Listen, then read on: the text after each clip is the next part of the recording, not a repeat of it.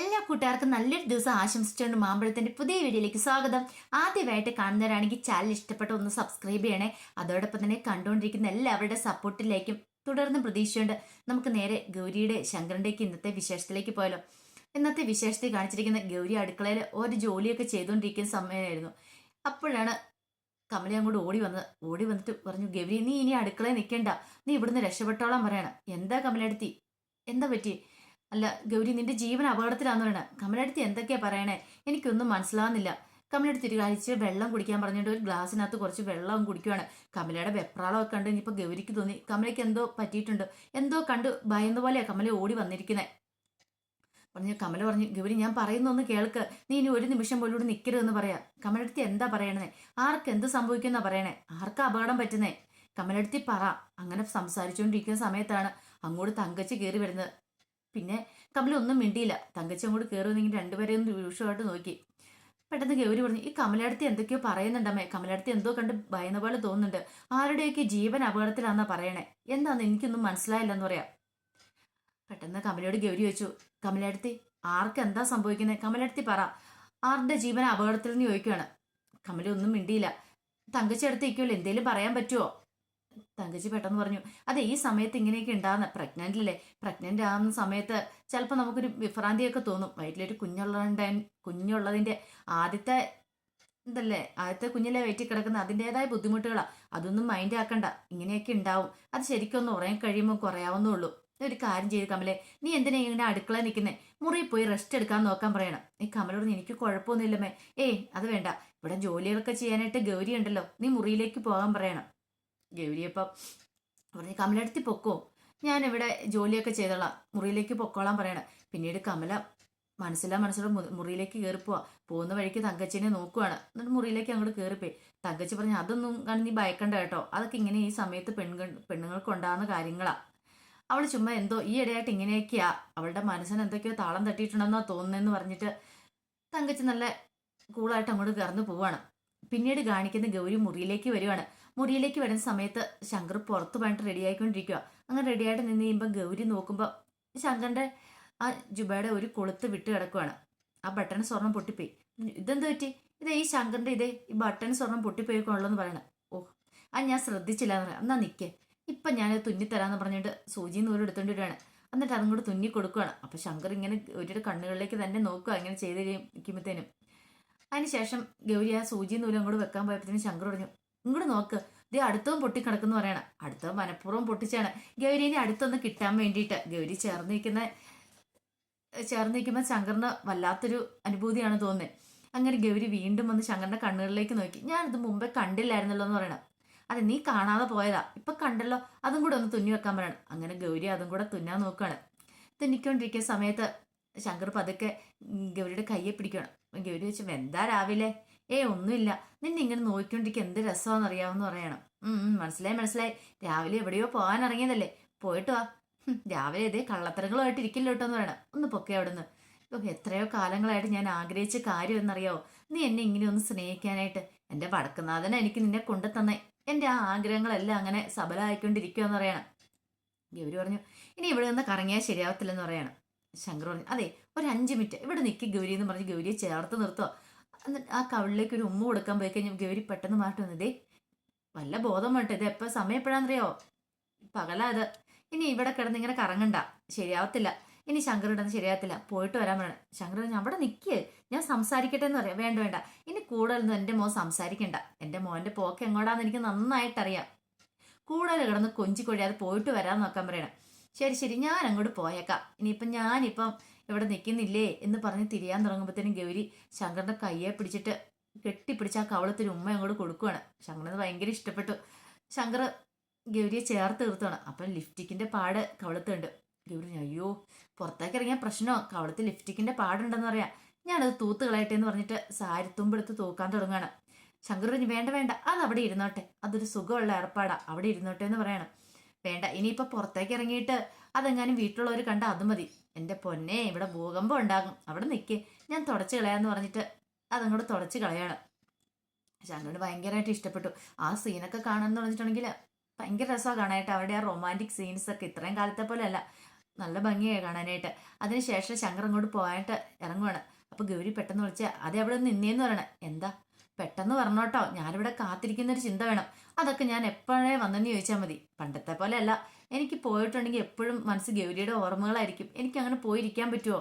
നീ എൻ്റെ അടുത്ത് എപ്പോഴും വേണം, ആ ഒരു ചിന്ത മാത്രമേ ഉള്ളൂ. പിന്നെ ഒന്ന് രണ്ട് അർജന്റ് കാര്യങ്ങളുണ്ട്, പോവാതിരിക്കാൻ പറ്റില്ല. അല്ലെങ്കിൽ ഞാൻ ഇവിടെ ഇരുന്നേനെന്ന് പറയാം. ശരി ശരി എന്നാ പോയിട്ട് വരാൻ പറയാണ്. അങ്ങനെ ശങ്കർ പോവാണ്. പിന്നീട് ഗൗരി അടുക്കളയിലേക്ക് വരുവാണ്. ഈ സമയത്ത് കമല എന്ത് ചെയ്യുക, മുറിയിൽ ഇങ്ങനെ ഡ്രസ്സൊക്കെ മടക്കി വെച്ചുകൊണ്ടിരിക്കുമായിരുന്നു. മടക്കി വെച്ചുകൊണ്ടിരിക്കുന്ന സമയത്താണ് ശേഖറും തങ്കച്ചിയും കൂടെ അങ്ങോട്ട് കയറി വരുന്നത്. തങ്കച്ചിയും കൂടെ അങ്ങോട്ട് കയറി വന്നിട്ട് കയറി വന്ന ഉടനെ തങ്കച്ചി പറഞ്ഞു, എന്താ തുണി മടക്കുവാണോ കമലേന്ന് ചോദിക്കണം. അതേമ്മേ. അല്ല നിനക്ക് ഈയിടെയായിട്ട് ഭയങ്കര സംശയങ്ങളാണല്ലോ മൊത്തം. നീ ഗൗരിയുടെ രക്ഷയ്ക്കാന്ന് തോന്നില്ലോ എന്ന് പറയണേ. അല്ല നിങ്ങൾ എന്താ രണ്ടുപേരും കൂടെ അടുക്കളയിൽ സംസാരിച്ചുകൊണ്ടിരുന്നേന്ന് ചോദിക്കുക. ഒന്നുമില്ല അമ്മേന്ന് പറയാ. ഒന്നുമില്ലെന്ന് കള്ളം പറയല്ലേ, നീ എന്തോ സംസാരിച്ചോണ്ടിരിക്കുകയാണ്, സത്യം പറ എന്താന്ന് ചോദിക്കുകയാണ്. കമലയൊന്നും മിണ്ടിയില്ല. ശേഖരനോട് പറഞ്ഞു, കമലയ്ക്ക് ഭയങ്കര മാറ്റം കേട്ടോടാ, നമ്മുടെ പണ്ടത്തെ കമലയൊന്നുമില്ല. ഇങ്ങനെ പോയിട്ടുണ്ടെങ്കിൽ ഇവള് ശരിയാകത്തില്ല. ഇവിടെ നമുക്കൊരു പാഠം പഠിപ്പിക്കേണ്ടതെന്ന് ചോദിക്കണം. കമല പറഞ്ഞു, അമ്മേ ഞാൻ ഒന്നും ചെയ്തിട്ടില്ല, ഞാൻ ഗൗരിയോടൊന്നും പറഞ്ഞിട്ടില്ല. അല്ല ഞാൻ വന്നപ്പോൾ നീ എന്തൊക്കെയോ പറയുന്നുണ്ടായിരുന്നല്ലോ, അവളെ ഇല്ലാതാക്കുന്ന കാര്യം പറഞ്ഞെന്നോ അങ്ങനെയൊക്കെ, അതെന്തായിരുന്നു കമലെന്ന് ചോദിക്കുകയാണ്. അമ്മ ഞങ്ങൾ വെറുതെ ഓരോ വിശേഷങ്ങളൊക്കെ പറഞ്ഞിരുന്ന. എന്നു മുതലാ കമല നീ എന്നോട് കള്ളം പറയാൻ തുടങ്ങിയത്? കള്ളം പറയുന്ന അത്ര നല്ല ശീലമല്ല നിനക്കറിയാലോ. അതുകൊണ്ട് ഒരു കാര്യം ചെയ്യേ, മോളിച്ചിരി പാഠങ്ങളൊക്കെ പഠിക്കാനുണ്ട്. ശേഖരെ നീ ആ പോയേക്കണ്ട് കടകങ്ങോട്ട് അടച്ചേ, ഇവളോട് സത്യമായിട്ട് കുറച്ച് കാര്യങ്ങളൊക്കെ ചോദിക്കട്ടെ. ഇവളെ കുറച്ച് കാര്യങ്ങളോട് പഠിപ്പിക്കാനുണ്ട്. ഇങ്ങനെ പോയിട്ടുണ്ടെങ്കിൽ ശരിയാവത്തില്ലെന്ന് പറയണത്. കമലയ്ക്ക് മനസ്സിലായി എന്തിനാന്നുള്ള. കമല പറഞ്ഞു, വേണ്ട അമ്മ വേണ്ട, ശേഖരനോട് എന്നെ ഉപദ്രവിക്കരുന്ന് പറ. അമ്മ ഞാൻ തെറ്റൊന്നും ചെയ്തിട്ടില്ല, ഞാൻ ഗൗരിയോടൊന്നും പറഞ്ഞിട്ടില്ല. ഇനി അതൊക്കെ നീ പറയണ്ട. ഇനിയിപ്പൊ ശേഖർ നിന്നെ കൊണ്ട് തത്ത പറയിക്കുന്നവരെല്ലാം പറയിച്ചോളൂ എന്ന് പറയാം. പിന്നീട് കാണിക്കുന്ന പറഞ്ഞിട്ടുണ്ടെങ്കിൽ ഗൗരി അടുക്കള നിന്ന് കഴിയുമ്പത്തിന് മുകളിൽ നിന്ന് കമലയുടെ കരച്ചിൽ കേൾക്കാം. എന്നെ ഒന്നും ചെയ്യല്ലേ ശേഖരേട്ട, എന്നെ അടിക്കല്ലേ എന്നും പറഞ്ഞോണ്ട്, അമ്മയൊന്ന് പറയമ്മ, എന്നെ ഒന്നും ചെയ്യല്ലെന്ന് പറയമ്മയെന്നും പറഞ്ഞോണ്ട് കമല കടന്ന് വല്ലാതെ കിടന്ന് കരഞ്ഞുകൊണ്ടിരിക്കുകയാണ്. കമലയുടെ ഈ ഒച്ചപ്പാടും ബഹളം കേട്ട് കഴിഞ്ഞപ്പോഴത്തേനും ഗൗരി താഴേന്ന് ഓടിക്കേറി വരുവാണ്. ഗൗരി വന്ന ഇപ്പൊ കഥ കടച്ചിട്ടേക്കുക. ഗൗരി കഥയെ കിടന്ന് മുട്ടി, കഥ തുറക്കാൻ പറയാണ്. പക്ഷെ ആരും കഥ തുറന്നില്ല. അമ്മേ ശേഖരേട്ട കഥ തുറക്കാനാ പറഞ്ഞേ. കഥ തുറക്കാൻ കുറെ സമയം കഥകയെ മുട്ടിയിട്ടാ കഥ ഒന്ന് തുറക്കാൻ തന്നെ. അങ്ങോട്ട് കയറി ചെല്ലുമ്പോൾ കാണിച്ച സെറ്റയിലേക്ക് വീണ് കിടക്കുവാണ് കമലയ്ക്ക് അനങ്ങാൻ പോലും പറ്റാത്തൊരവസ്ഥയായിപ്പോയി. അമ്മാതിരി ഉപദ്രവിച്ചായിരുന്നു. തങ്കച്ചി കൂട്ടുനിന്ന് സ്വന്തം മോന്റെ ഭാര്യ, അത് വയറ്റിലൊരു കുഞ്ഞുണ്ട്, ഒരു സ്ത്രീയാന്നുള്ള പറയണ പോലും കൊടുക്കാതെ വയറ്റിലൊരു കുഞ്ഞുണ്ട്, അന്നെങ്കിൽ തന്റെ മോന്റെ കുഞ്ഞാണ്, അവളും തന്നെ പോലെ ഒരു പെണ്ണാണ്, ആ ഒരു ചിന്ത പോലും ഇല്ലാതെ അത്ര ഇതായിട്ട് ദ്രോഹിച്ച് കമലനെ. അത് കണ്ട് ഗൗരിക്ക് അങ്ങോട്ട് സഹിക്കാൻ പറ്റിയില്ല. ഗൗരി ഓടിക്കേറി ചെന്ന് ചോദിച്ചു, അമ്മ ഇതിന് കൂട്ടു നിന്നല്ലോ, അമ്മ ഒരു സ്ത്രീയല്ലേ അമ്മേ, അമ്മയ്ക്ക് എങ്ങനെ തോന്നി ഇങ്ങനെ ഇതിന് കൂട്ടു നിൽക്കാനായിട്ട്? അമ്മ തടയേണ്ട ആളല്ലായിരുന്നു എന്ന് ചോദിക്കുകയാണ്. പാവം കമല കിടന്ന് ഇങ്ങനെ കരയുവാണ്. പെട്ടെന്ന് തന്നെ ഗൗരി അടുത്തേക്ക് എന്നിട്ട് പറഞ്ഞു, കമലടുത്ത് എന്താന്ന് ചോദിക്കുകയാണ്. എനിക്ക് വയ്യ കമല, ഞാൻ മരിച്ചു പോകുന്ന പറയാം. കമലടുത്തേക്ക് ഒന്നും സംഭവിക്കില്ല കേട്ടോ, കമലടുത്ത് ധൈര്യമായിട്ട് ഇരിക്കാൻ പറഞ്ഞു കമലയെ ചേർത്ത് പിടിക്കുക. അതിനുശേഷം ഷെയറിനോടൊക്കെ പറഞ്ഞു, അതേ കമലയേട്ടത്തിനെ എത്രയും പെട്ടെന്ന് ഹോസ്പിറ്റലിൽ കൊണ്ടുപോകണം, ഇല്ല കമലയേട്ടത്തിന്റെ വയറ്റിൽ കിടന്ന് കുഞ്ഞും കമലയേട്ടത്തിൻ്റെ ജീവനും പോവും, എത്രയും പെട്ടെന്ന് നമുക്ക് ഹോസ്പിറ്റലിൽ കൊണ്ടുപോകണമെന്ന് പറയാം. പക്ഷെ അവരതൊന്നും മൈൻഡ് ആക്കിയില്ല. മൈൻഡ് പോലും ചെയ്യാതെ അവരൊന്ന് നോക്കിയിട്ട് പുറത്തേക്ക് അങ്ങോട്ട് ഇറങ്ങിപ്പോവാ.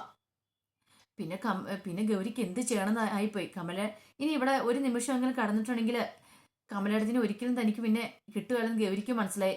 ഗൗരി എന്ത് ചെയ്യുക, കമലേനോട് ഹോസ്പിറ്റലിൽ പോവാണ്. പിന്നീട് കാണിക്കുന്ന ഹോസ്പിറ്റലിൽ ICUവിൽ കമല കിടക്കുവാണ്, ഓക്സിജനൊക്കെ വെച്ച് കിടക്കുവാണ്. ഈ സമയത്ത് ഗൗരി ഇങ്ങനെ പുറത്ത് എന്ത് ചെയ്യണം എന്നറിയത്തില്ലാതിരിക്കുക. അങ്ങനെ കുറേ സമയം കഴിഞ്ഞ് കഴിഞ്ഞപ്പോഴത്തേനും ഒരു നേഴ്സ് അങ്ങോട്ട് ഇറങ്ങി വന്നു. അപ്പം നേഴ്സിനോട് ചോദിച്ചു, സോറി കേട്ടോ. അപ്പോൾ നേഴ്സിനോട് ചോദിച്ചു, എന്ത് പറ്റി എന്താന്ന് ചോദിക്കണം, കമലയിടത്തേക്ക് എങ്ങനെയുണ്ടെന്ന് ചോദിക്കുകയാണ്. പത്തേ പറയാറൊന്നും ആയിട്ടില്ല, ബീപ്പ് നന്നായിട്ട് ലോയ, നല്ല കോംപ്ലിക്കേഷൻ ഉണ്ടെന്ന് പറയാം. ഗൗരിക്ക് ആകെപ്പാടെ ആന്തലപ്പേ, ദൈവമേ ഇനി കമലയിടത്തേക്ക് എന്തെങ്കിലും സംഭവിക്കുമോ. ശങ്കറിനെ വിളിച്ചു നോക്കാന്നോർത്ത് ശങ്കറിനെ വിളിക്കുവാണ്. ശങ്കറിനെ വിളിച്ചിട്ട് കോൾ എടുത്തില്ല, ബെല്ലടിക്കുന്നുണ്ട്, എടുക്കുന്നില്ല. കമലോടത്തിന് ദൈവമേ എന്താ ഇനി ശങ്കറോട് കോൾ എടുക്കാത്ത എന്നോർത്ത് വീണ്ടും ട്രൈ ചെയ്തുകൊണ്ടിരിക്കുകയാണ്. അങ്ങനെ 2-3 വട്ടം ട്രൈ ചെയ്തിട്ടും കോൾ എടുത്തില്ല. എൻ്റെ ഭഗവാൻ ഇനി എന്ത് ചെയ്യും? ആ സമയത്ത് ആ നേഴ്സ് വന്നിട്ട് പറഞ്ഞു, അതെ പോലീസിനെ അറിയിച്ചിട്ടുണ്ട് കേട്ടോ, ഇപ്പം തന്നെ പോലീസ് വരുമെന്ന് പറയാണ്. ഈ സമയത്ത് ഒന്നുകൂടെ വിളിച്ചു നോക്കാന്നോർത്ത് ഒന്നുകൂടെ വിളിച്ചുകൊണ്ടിരിക്കുകയാണ് ഗൗരി. ഈ സമയത്ത് ശങ്കർ എന്ത് ചെയ്യണം, കടൽപ്പുറത്ത് ജോജുവിൻ്റെ അയത്തിൻ്റെ കൂടെ നിൽക്കുകയാണ്. കുറേ സമയമായിട്ട് ഗൗരി വിളിച്ചുകൊണ്ടിരിക്കുന്നത്. അപ്പം അജിത്ത് ചോദിച്ചു, ഇതെന്നാ ശങ്കർ ഭായി കോൾ എടുക്കാത്തെ? ഗൗരി അടുത്ത് എത്ര സമയമായിട്ട് വിളിച്ചുകൊണ്ടിരിക്കുന്ന, ഒന്ന് കോൾ എടുക്ക്, അല്ലെങ്കിൽ അങ്ങോട്ട് തിരിച്ചു വിളിക്കാൻ പറയണം. അതിൻ്റെ ഒന്നും ആവശ്യമില്ല. ഞാൻ എപ്പോൾ എത്തുമെന്ന് അറിയാൻ വേണ്ടി വിളിക്കുന്ന എൻ്റെ സൗണ്ട് ഒന്ന് കേൾക്കാൻ വേണ്ടിയിട്ടല്ലേ. ഇനി എൻ്റെ സൗണ്ട് കേൾക്കാതെ അവൻ വീണ്ടും വീണ്ടും വിളിച്ചുകൊണ്ടിരിക്കും. അതിന് വേണ്ടിയിട്ടാ. അല്ല പ്രത്യേകിച്ച് കാര്യമൊന്നുമില്ലടാ. അത് നിങ്ങൾക്ക് പറഞ്ഞാൽ മനസ്സിലാവില്ല. ഈ പ്രണയം എന്ന് പറഞ്ഞാൽ അങ്ങനെയാ. പ്രണയിച്ചുകൊണ്ടിരിക്കുന്ന ആളുടെ സൗണ്ട് കേൾക്കാൻ തോന്നും. അങ്ങനെ തോന്നുമ്പോൾ വിളിക്കുന്നത്. അതൊന്നും കുഴപ്പമില്ലാന്ന് പറയും. പിന്നെയും ഗൗരി വിളിക്കുക. പക്ഷെ ശങ്കർ കോൾ എടുക്കുന്നില്ല. ഇനി ഗൗരിക്ക് എന്ത് ചെയ്യണമെന്ന് അറിയത്തില്ല. അത് ഗൗരി ഇങ്ങനെ ഐസുവിന്റെ മുമ്പിൽ നിൽക്കുകയാണ്. അപ്പൊ അതിന്റെ വിശേഷങ്ങളൊക്കെ എന്ന് കണ്ടേ. ഇനി കമലയ്ക്ക് എന്തെങ്കിലും സംഭവിക്കുമോ, കുഞ്ഞിന് സംഭവിക്കുമോ, ശങ്കർ വന്ന് രക്ഷിക്കുമോ എന്നൊക്കെ നമുക്കിനി വൈകുന്നേരത്തെ പ്രമോയിൽ അറിയാട്ടോ. അപ്പൊ എല്ലാവർക്കും ഒരിക്കൽ കൂടി നല്ലൊരു ദിവസം ആശംസിച്ചുകൊണ്ട് നിർത്തുന്നു. നന്ദി.